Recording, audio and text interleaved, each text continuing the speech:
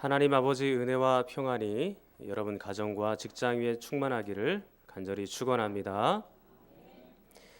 지난 주일에 마가복음 1장 12절 13절을 통하여서 시험이 올 때 어떻게 이길 수 있을까? 승리의 비결이 뭔가? 세 가지로 살펴보았었습니다. 첫 번째는 아는 것이죠. 우리도 시험을 만날 수 있고 시험을 당할 수 있는 존재다라는 걸 아는 것입니다. 예수님께서도 이 지상에 계실 때 육체를 가지고 계셨고 사단으로부터 여러 가지 유혹과 시험을 받으셨죠. 그런 것처럼 우리에게도 시험이 다가옵니다. 그리고 또 하나 알아야 될 것은 뭐냐면 우리의 연약한 부분이 뭔지, 우리의 약점을 좀 아셔야 됩니다.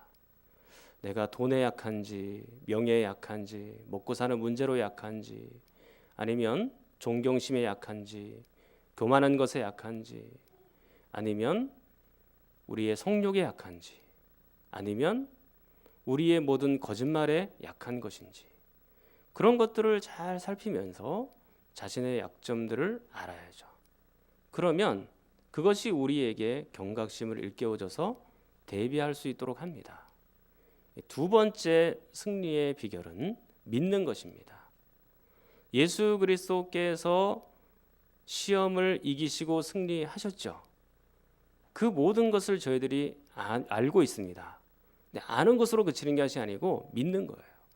여러분 안에 누가 계십니까? 예수님이 계시죠. 그러면 예수님 때문에 충분히 이길 수 있는 겁니다. 그렇게 예수님을 알고 믿으면 감당이 가능하죠. 그리고 세 번째는 승리의 비결은 하나님의 말씀입니다. 예수 그리스도께서 공생애를 시작하시면서 사단으로부터 세 가지 시험을 받으셨을 때 각각 무엇으로 물리치셨나요? 하나님의 말씀, 특별히 신명기에 있는 말씀으로 그 모든 것들을 물리치셨죠. 그렇다면 예수님 평소에 하나님의 말씀에 대한 훈련, 그리고 하나님의 말씀을 사모하고 암송하고 그 말씀을 가까이 하였다라는 걸 알 수 있죠. 그렇기 때문에 우리도 여러 가지 시험을 만나면 하나님의 말씀을 떠올려 보십시오. 그리고 여러분들의 약점으로 공격받고 있는 사단의 공격들이 있다면 여러분에게 하나님의 말씀을 떠올려 보십시오.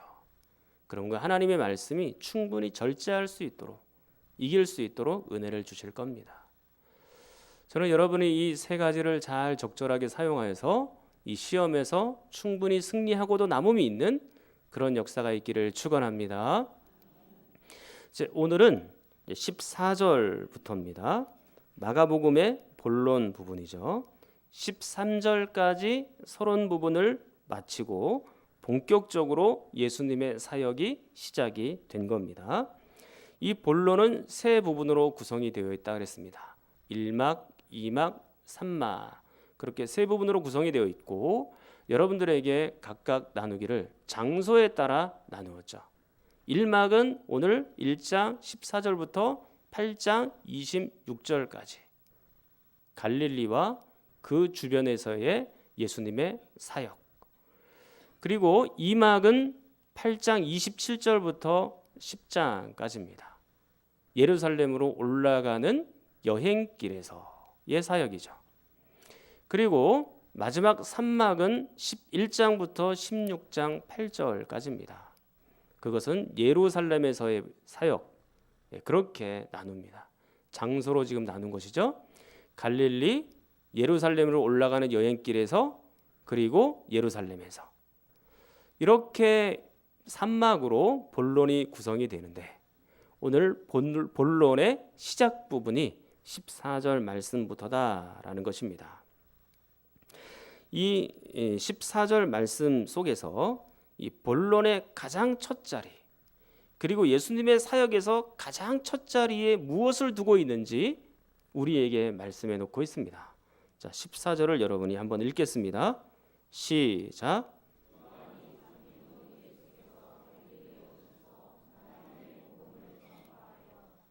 예수님의 사역의 가장 첫 자리에 뭐가 있습니까? 복음이죠. 하나님의 복음입니다.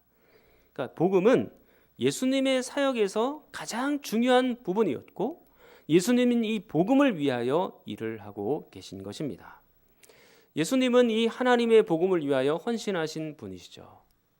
예수님의 3대 사역 보통 그렇게 얘기를 하거든요. 근데 그 3대 사역은 말씀을 선포, 말씀을 가르침, 그리고 치유입니다. 이것을 3대 사역이라고 이야기를 하는데 이 3대 사역을 통하여서 예수님께서 힘있게 복음을 증거하고 계셨던 것입니다.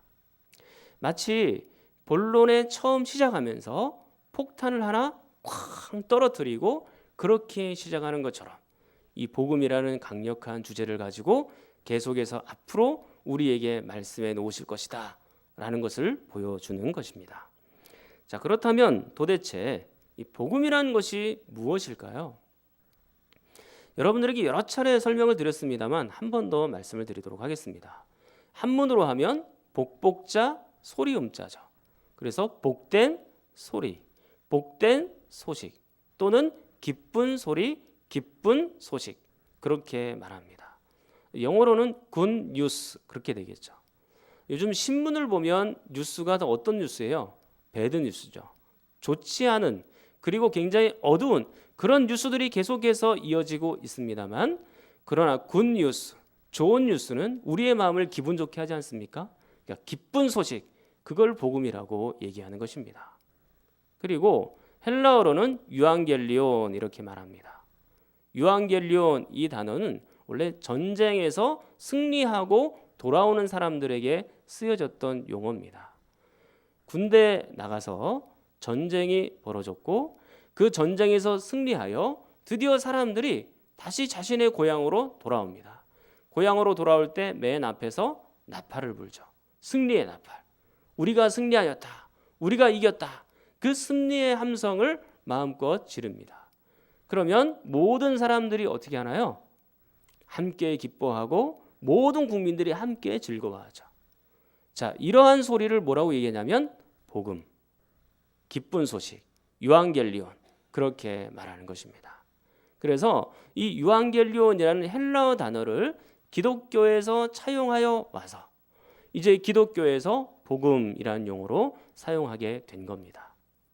근데 이 복음에는요 2가지 주제가 있다라고 말씀을 드렸습니다. 혹시 기억이 나십니까?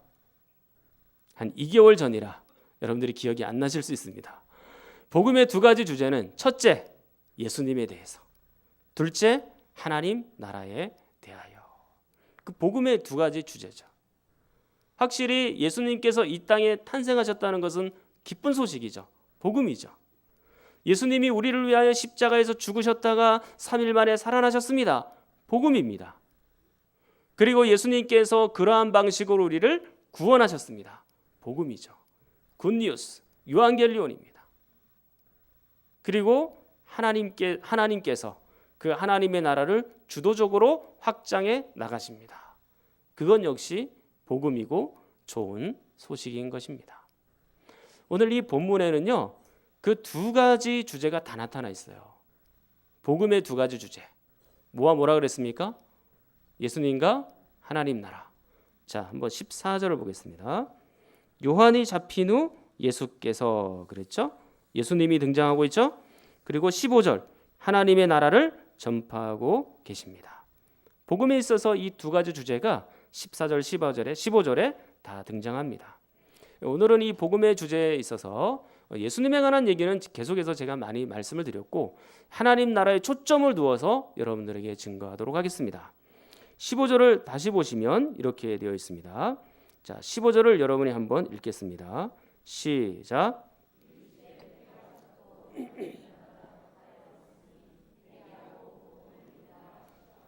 아멘. 이르시되 때가 찼고 하나님의 나라가 가까이 왔으니. 그렇다면 예수님께서 14절에 요한이 잡힌 후 예수께서 갈릴리에 오셔서 하나님의 복음을 전파하여, 그리고 15절이 나온 거 보니까 이 하나님의 복음의 가장 큰 요소는 무엇입니까? 하나님의 나라라는 것을 알 수가 있는 것이죠. 여러분, 하나님의 나라는 어떤 곳일까요?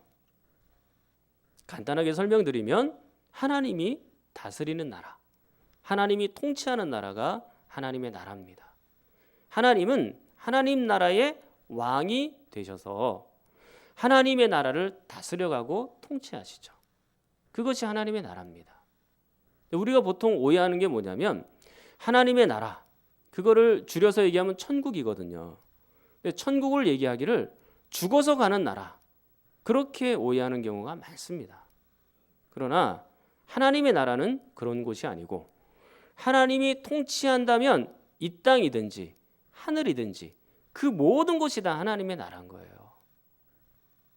이 땅에서도 하나님이 계시죠. 그리고 하나님이 지금 이 교회를 통치하고 다스리시죠. 하나님의 나라인 겁니다. 그리고 여러분이 가서 있는 곳, 여러분이 하나님의 나라를, 하나님의 통치를 받고 계시죠. 그곳이 바로 하나님의 나라가 되어야 되는 겁니다. 그리고 하늘 역시 하나님의 나라인 것이죠.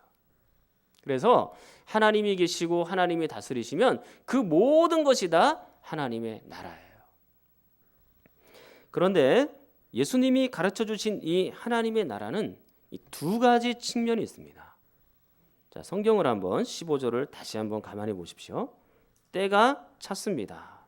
여기서 한번 끊을 수 있고요. 하나님의 나라가 가까이 왔습니다. 여기서 한번 끊을 수 있습니다. 그러니까 하나님 나라의 두 가지 측면인 거예요. 때가 찼다, 하나님의 나라가 가까이 왔다라는 점입니다. 먼저 이 때가 찼다, 첫 번째 측면을 한번 살펴보도록 하겠습니다. 이 찼다라는 말은 성취되었다, 그런 의미예요. 그래서 하나님의 나라가 서서히 준비가 되었고 드디어 이루어지고 그때가 성취되었다라고 우리에게 설명하고 말하고 있는 겁니다. 예를 들면 이런 것이죠. 달이 차오른다, 그런 표현을 하잖아요. 그래서 달이 처음에는 초생달이었어요. 근데 이게 조금씩 준비가 되어서 반달이 됩니다. 근데 이 반달이 조금씩 더 준비가 되어서 나중에는 어떻게 됩니까? 보름달이 되죠. 얼마 전에 보름이 지나갔잖아요. 보름달 보셨나요? 예, 저는 못 봤습니다. 정신없이 그냥 지나가고. 예. 그런데 마치 하나님의 나라는 이런 것과 같은 거예요. 서서히 준비가 되어지다가 예수님 때 와가지고 하나님 나라가 보름달처럼 크게 드러나고 빛이 나는 것이죠. 때가 찬 겁니다. 그래서 예수님이 오시게 되신 것이죠. 이 하나님의 나라에 대한 준비는 구약 성경에서부터 이미 준비가 된 거예요. 창세기에 보면 에덴 동산이 나오죠. 하나님께서는 그 하나님의 나라를 에덴 동산에서부터 시작한 겁니다. 아담과 하와를 창조하시고 아담과 하와를 하나님 나라의 좋은 일꾼으로 부르셔서 일하시도록 하셨어요. 근데 아담과 하와가 거기에 맞게 부응했나요? 그렇게 하지 못했죠. 나중에 시간이 지나면서 아담과 하와는 하나님의 말씀을 거부하고 하나님의 통치를 거부했죠. 그렇게 해서 하나님께서 취한 조치가 에덴 동산을 폐쇄하는 일이었어요. 그런데 사람들이 시간이 점점 지나가면서 점점 더 부패하고 타락해져 갑니다. 그래서 하나님께서는 또 다른 조치를 취하기에 이르죠. 이제는 리셋하기를 원한 겁니다. 다시 시작하기를 원하는 거예요. 그래서 사람들을 전부 홍수 심판으로 몰아넣습니다. 다 죽었죠. 그런데 그 모든 홍수 심판 가운데서 한 가정만 살아남았습니다. 누굽니까? 노아죠. 하나님께서는 그 노아의 가정을 통하여서 그 하나님의 나라를 점점 이루어 가기를 원하셨던 것입니다. 새롭게 하나님의 나라를 시작하기를 원하신 것이죠. 그런데 이 노아의 후손이 하나님의 나라를 제대로 이루면서 살았냐? 그렇지는 않았습니다. 그 사람들이 점점 더 타락하고 점점 더 부패에 또 갔죠. 시간이 좀 더 흘렀습니다. 아브라함 시대가 되었어요. 이 아브라함은 갈대아 우르에서 지냈던 사람입니다. 지금의 메소포타미아 지역, 그러니까 이란, 이라크 그쪽 지방이거든요. 아브라함을 그쪽에서 불러내어서 가나안 땅으로 이주시키죠. 그러면서 뭘 약속하십니까? 너는 큰 민족을 이루게 될 것이다. 너의 씨를 통하여 수많은 하나님 나라의 백성이 나타나게 될 것이다. 그렇게 약속을 한 겁니다. 이게 단순히 그냥 네가 잘 먹고 잘 살겠고 너의 후손들이 많아지게 되고 그 후손들 역시 잘 살게 될 거야. 그런 약속을 한 게 아니에요. 하나님께서 아브라함을 가나안 땅으로 부르셔서 그곳으로부터 아브라함의 씨를 통하여 수많은 민족들이 또 수많은 사람들이 하나님 나라의 시민이 되고 그 가나안 땅에서 하나님 나라를 이루며 살도록 하나님이 그렇게 원하셨던 것이죠. 그것이 성취되고 이루어진 것이 어느 시점이냐면 비교적 이루어진 시점은 애굽 시대입니다. 우리가 보통 애굽을 생각하면 이스라엘 백성들이 400년 동안 노예 생활하고 종살이 했으니까 매우 힘들었고 고생했구나. 그것만 생각하기 쉽죠. 그러나 아이러니하게도 그 애굽이라는 우산 속에서 하나님 나라의 백성이 약 200만 명이나 되는 아브라함의 씨로부터 그 엄청난 사람들이 하나님 나라의 백성으로 태어나게 된 겁니다. 그렇게 해서 하나님께서 그 하나님 나라의 백성을 이제는 애굽에서 출애굽하셔서 어디로 인도하십니까? 다시 가나안 땅으로 인도하시죠. 가나안 땅으로 들어가서 이 출애굽 백성을 왜 가나안 땅으로 인도했겠어요? 너희들이 그냥 불쌍했다. 너희들이 고생했다. 너희들이 참 열심히 살았구나. 너희들이 애썼으니까 이제 가나안 땅에서 젖과 꿀이 흐르는 땅에서 그냥 마음껏 먹고 즐기며 살아라. 그렇게 하려고 출애굽시킨 겁니까? 그게 아니고 가나안 땅에서 하나님 나라를 이루며 살라고 가나안 땅으로 안내를 하신 거예요. 근데 이 백성들이 가나안 땅에 도착해서 그들은 하나님의 통치와 하나님의 말씀을 거부하죠. 그리고 자기의 소견에 옳은 대로 살아갑니다. 수백 년 동안 그렇게 살아가요. 그 시대를 우리는 사사시대라고 얘기하죠. 사사시대가 끝난 다음에 그 다음에 들어온 시대는 어떤 시대입니까? 왕정시대입니다. 왕이 통치하는 시대입니다. 사울, 다윗, 솔로몬 그리고 그 이후에 남과 북 각각 20명의 왕들이 들어오게 됩니다. 하나님께서는 그 왕의 통치를 통하여서 하나님 나라가 바로 이런 곳이다. 하나님 나라가 하나님이 왕이 되시고 하나님이 정말 통치하는 나라다라는 걸 그 이스라엘 왕들을 통하여 보여주고 싶어 했던 것입니다. 그러나 거기에다 이 왕들이 부응했습니까? 다윗 정도 외에는 거의 다 실패했어요. 그러니까 하나님께서 그 모습이 너무나 안타까우셔서 이 수백 년이 지나가고 난 다음에 이 왕정 시대를 어떻게 합니까? 안 되겠다. 얘네들 좀 정신 차려야 된다. 이 하나님의 나라를 지금 이루지도 못한다. 그래서 바벨론 사람들을 데리고 와서 이 가나안 땅 예루살렘을 멸망시키죠. 그리고 이 바벨론 사람들이 가나안 땅에 있었던 이 하나님 나라의 백성 이스라엘 사람들을 어떻게 합니까? 바벨론 땅으로 데려가서 70년 동안 거기서도 또 종살이 시키는 거 아닙니까? 근데 하나님께서 70년이 지난 다음에 이제 다시 결심하셔서 가나안 땅으로 다시 이 백성들을 보냅니다. 다시 보내서 뭘 하기를 원하신 거예요? 하나님 나라 이루기를 원한 거죠. 그래서 와가지고 하나님 나라가 이루어지는 것처럼 성전도 다시 짓고 그리고 성벽도 세우고 하나님 나라의 도시를 세웁니다. 그런데 몇 년이 못 가서 또 그들은 타락하고 또 그들은 부패해지기 시작했던 거예요. 하나님께서 취한 조치가 뭐예요? 400년 동안 그들과 교제하지 않기로, 더 이상 하나님의 말씀을 400년 동안 내려보내지 않기로 그렇게 결단을 하신 거죠. 자, 지금 제가 창세기부터 말라기까지 구약 성경 전체를요 5분 만에 여러분들에게 얘기한 겁니다. 하나님의 나라를 주제를 가지고 말씀드린 거죠. 그러니까 하나님께서는 이 구약 성경 수천 년 동안 계속해서 그 하나님의 나라를 준비해 오셨고 그 하나님의 나라가 제대로 이루어지기를 바라셨죠. 그러나 번번이 하나님 나라의 백성들이었던 이스라엘 백성들은 어땠어요? 그것에 부응하지 못하고 400년 동안 결국에 하나님께서 말씀하시지 않는 그런 상황까지 벌어지게 된 것이죠. 그런데 드디어 때가 되어서 오늘 15절 말씀입니다. 드디어 때가 찾습니다. 그랬습니다.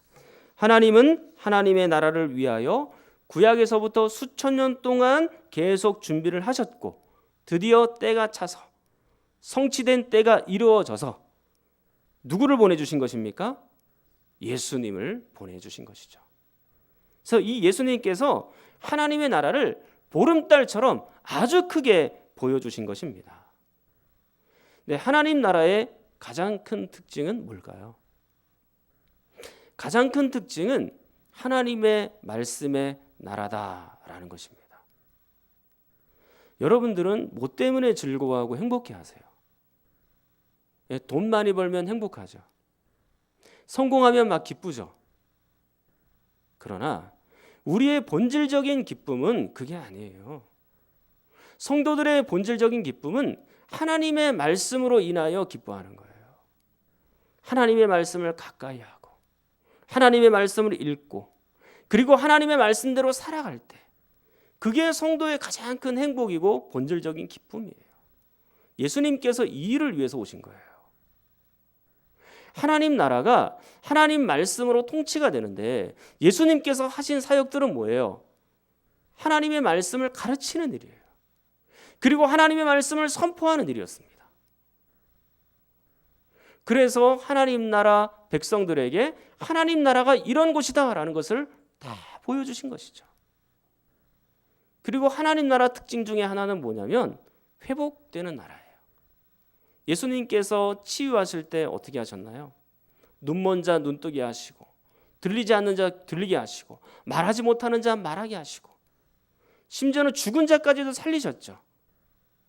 하나님 나라가 임하면 이런 일들이 일어나는 거예요. 치유되고 회복되고 그런 일들이 일어나는 것이죠. 때가 참에 그 하나님의 나라를 예수님께서 선포하고 가르치고 치유하여 크게 보여주셨고 이미 하나님의 나라가 임한 것이다. 그렇게 말씀드릴 수 있습니다. 이제 하나님 나라의 두 번째 측면을 간단하게 보도록 하겠습니다. 15절 계속해서 보시면 하나님의 나라가 가까이 왔습니다. 그랬죠. 여기에 내포되어 있는 뜻이 뭘까요? 이미 하나님의 나라가 예수님을 통하여 왔습니다만 완성된 것은 아닙니다. 다시 한번요. 하나님의 나라가 이미 왔습니다만 아직 완성된 것은 아닙니다. 그걸 우리에게 보여주고 있는 거죠. 우리는 이렇게 질문할 수 있을 것 같아요. 예수님이 오셨으면 완성된 거 아니에요? 예수님이 오시면 충분히 완성시킬 수 있는 거 아닙니까? 그렇게 질문할 수 있죠. 좋은 질문입니다. 근데 우리는 여기에 이렇게 대답할 수 있습니다.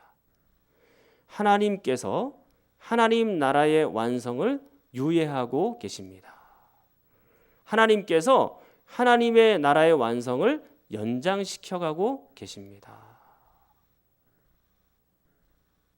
예수님께서 2000년 전에 초림하셔서 말씀을 선포하고 또 가르치시고 사람들을 치유하셔서 하나님의 나라를 이미 우리에게 당독케 하신 것만큼 분명하고 하나님의 나라를 우리에게 보여주신 것만큼 분명해요. 그러나 아직 완성된 것은 아닙니다. 만약에 완성되었다면 우리는 하나님의 말씀에 100% 순종하게 되는 거예요. 완성이 되면 우리에게 아픈 것도 없습니다. 연약한 것도 없습니다. 죽음도 없습니다. 하나님의 나라가 완성되면. 그런데 아직 완성되지 않았기 때문에 여전히 우리가 아파하고 힘들어하고 연약한 부분도 있고 죽음도 있고 사망도 있는 것이죠. 그러면 도대체 언제 하나님의 나라가 완성되나요?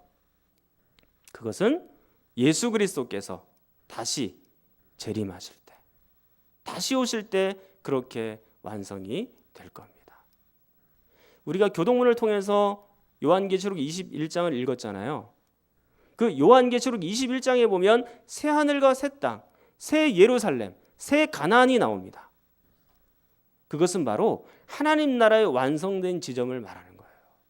그래서 창세기부터 요한계시록까지 전부 하나님의 나라로 얽혀 있는 것입니다. 계시록에 가면 이제 하나님의 나라가 완성되는 그런 날이 온다라고 우리에게 말하죠. 그러면 우리가 그 하나님 나라 완성을 위해서 해야 되는 일은 뭘까요? 기다리는 일이에요. 사모하며 기다리는 것입니다. 그 하나님의 나라를 완성시켜 달라고 사모하며 기다리는 거예요. 물론 우리가 많이 기다렸어요. 몇 년을 기다렸나요? 2000년을 기다렸죠. 예수님께서 처음 오실 때가 2000년 전이었으니까. 우리가 지금도 눈물을 흘리면서 여전히 가난한 상태로, 여전히 가슴 아파하며, 여전히 힘들어하며 고난당하며, 그리고 때로는 죽음까지 불사하며 2000년 동안 하나님의 나라를 기다린 거예요. 그리고 언제 예수님이 다시 오실지 알 수도 없습니다. 언제 하나님의 나라가 완성될지 우리는 알 수 없어요. 그러나 분명한 것은 있습니다. 예수님은 반드시 다시 오신다라는 사실. 그리고 하나님의 나라는 완성된다라는 사실이에요. 그렇기 때문에 요한계시록 22장 요한이 이렇게 고백합니다. 예수님께서 내가 속히 올 거야. 내가 속히 재림할 거야. 그렇게 말씀하시니까 요한이 대답하기를 아멘. 주 예수님 오시옵소서. 그런데 이 말은 요한이 그냥 아멘 오세요. 이 정도로 얘기한 게 아니에요. 아멘! 놀라셨죠? 간절한 심정으로, 간절한 열망으로 하나님 앞에 그렇게 열망하며 기다린 겁니다. 빨리 오십시오. 속히 오십시오. 그렇게 하나님 앞에 예수님께 간절히 기도하고 있는 것이죠. 마라나타 마라나타 아멘 주 예수여 오시옵소서. 마라나타예요. 아멘 주 예수님 오십시오. 간절한 심정으로 그렇게 말한 것입니다. 사랑하는 여러분, 하나님의 나라가 완성이 되면 이 땅에 있는 거 시시한 거 가지고 기뻐하는 게 아니에요. 이제는 하나님 때문에 만족하는, 그 하나님 말씀 때문에 만족하는 그 나라가 옵니다. 그 나라가 완성이 되면 지금은 우리가 하나님의 말씀대로 살지 못해서 너무 가슴 아파하고 힘들어하잖아요. 그러면 하나님 말씀대로 살지 못하면 너무 힘들죠? 안 힘드세요? 하나님 말씀대로 못 살면 가슴 아파해야 돼요. 힘들어해야 돼요. 그렇죠? 예, 그래야 돼요.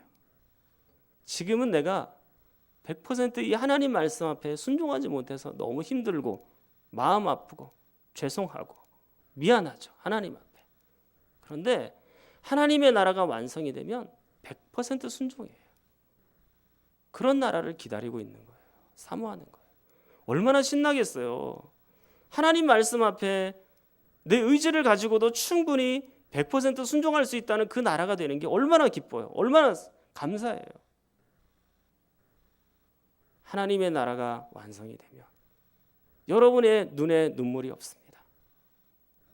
사망이 없습니다.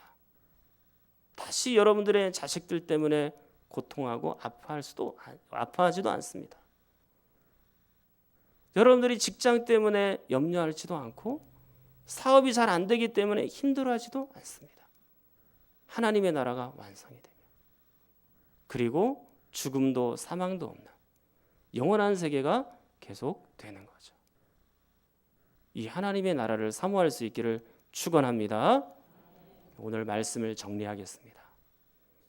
마가는 본격적으로 예수님의 사역을 소개하면서 그 사역의 가장 첫 자리에 뭘 두고 있나요? 복음을 두고 있죠. 하나님의 복음. 하나님의 복음에는 두 가지 주제가 있다 그랬죠? 뭐와 뭡니까? 예수님과 하나님의 나라. 근데 하나님의 나라에는 두 가지 측면이 있다 그랬어요. 뭐와 뭡니까? 때가 찼습니다. 하나님 나라가 가까이 왔습니다. 이것을 이렇게 요약할 수 있어요. 이미와 아직. 이미 하나님의 나라는 당도했으나 아직 하나님의 나라는 완성되지 않았습니다. 그리고 또 다른 말로 표현하면 현재성, 미래성 그렇게 표현할 수 있습니다.